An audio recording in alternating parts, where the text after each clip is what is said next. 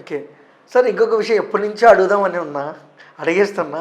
మీ favourite hero ఎవరు sir మన టాలీవుడ్‌లో? హాలీవుడ్‌లో ఒకప్పుడు కృష్ణ గారు. కృష్ణ గారు. ఓకే. ఆ తర్వాత ఇక అందరికీ ఉన్న వాళ్ళే మాకు కూడా డాన్స్ అంటే ఇష్టము. అప్పుడు ఫైట్లు ఇష్టం ఉండే. మనం ఎదిగిన తర్వాత డాన్స్ మంచిగా ఎవరు చేస్తారు? Okay. The one and only sir మీరు sir the one and only megastar. ఆయనను మించి ఇప్పటికి కూడా ఆయనను బీట్ చేసేటోళ్ళు లేరని నా అభిప్రాయం.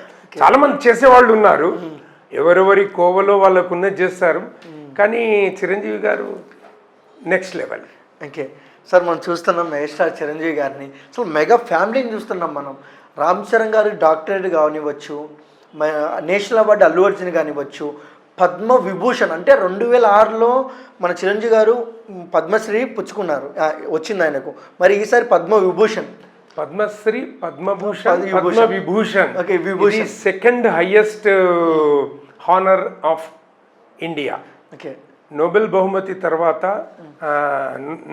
ఏది దాని భారతరత్న తర్వాత నెక్స్ట్ వచ్చేది నోబెల్ అంటేనే ఇంటర్నేషనల్. భారతరత్న తర్వాత మన దేశంలో వచ్చేది పద్మ విభూషణ్.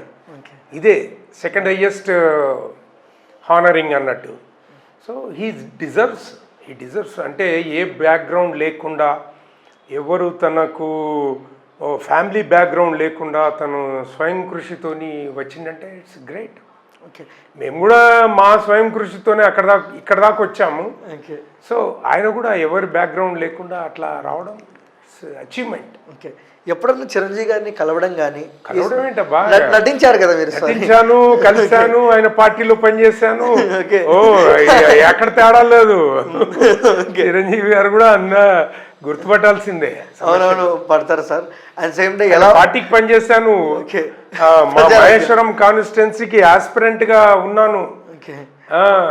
అసలు ఆయనతో ఇంటరాక్షన్ నెక్స్ట్ లెవెల్ నిజం చెప్పాలంటే. ఓకే, అంటే చిరంజీవి గారిని కలిసిన ఒక వ్యక్తి నాతో చెప్పారు సార్, చిరంజీవి గారి పక్కన ఉంటే ఫస్ట్ దూరం నుంచి భయపడుకుంటూ వెళ్తారంట, ఆయన దగ్గరికి ఏదో ఒక మంచి కొండల ఒక చల్లదనంగా ఉంటారంట.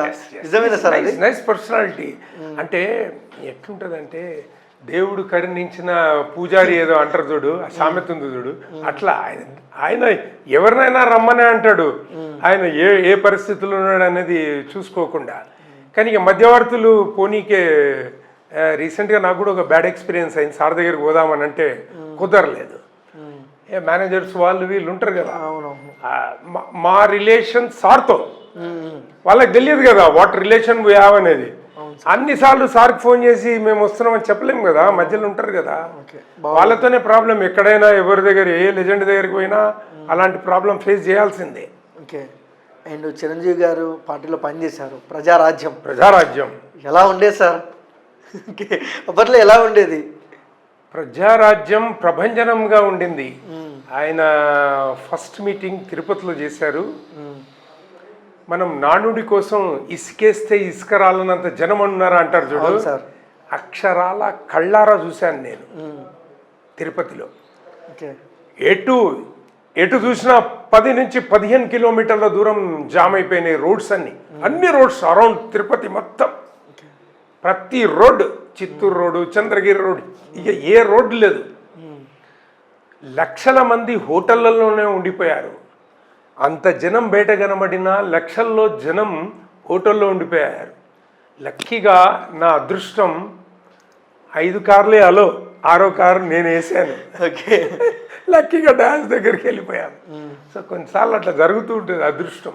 ఓకే, అండ్ సార్ మనం చూసాం ప్రజారాజ్యం పార్టీ పెట్టినప్పుడు ఒక హైపు, ఎక్కడ చూసినా చిరంజీవి గారే. అసలు అంత ఊగిపోయే పార్టీలో మీరు పనిచేశారు.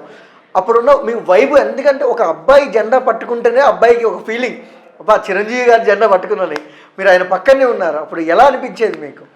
అంటే ఆయన తీసుకున్న నినాదం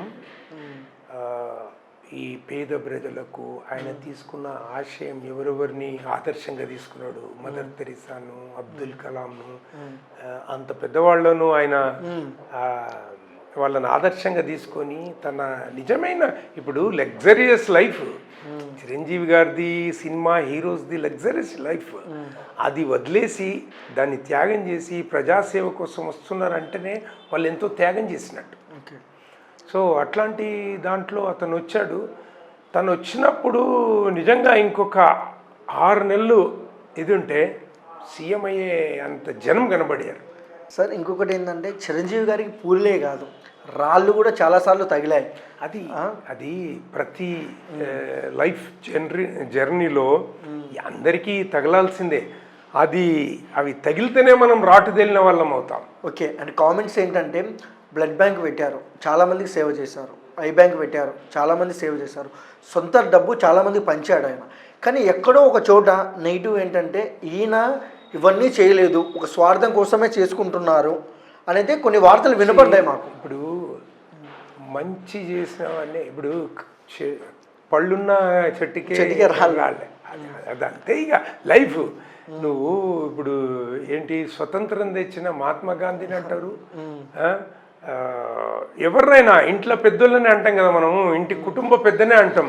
నాకు అది ఇయ్యలేదు ఇది, అందరినీ ఆయన సమకూర్చాలంటే ఎంత కష్టపడాలో ఆ మోసేవాడికే, కావడి మోసేవాడికే దాని బరువు తెలుస్తుంది. ఓకే.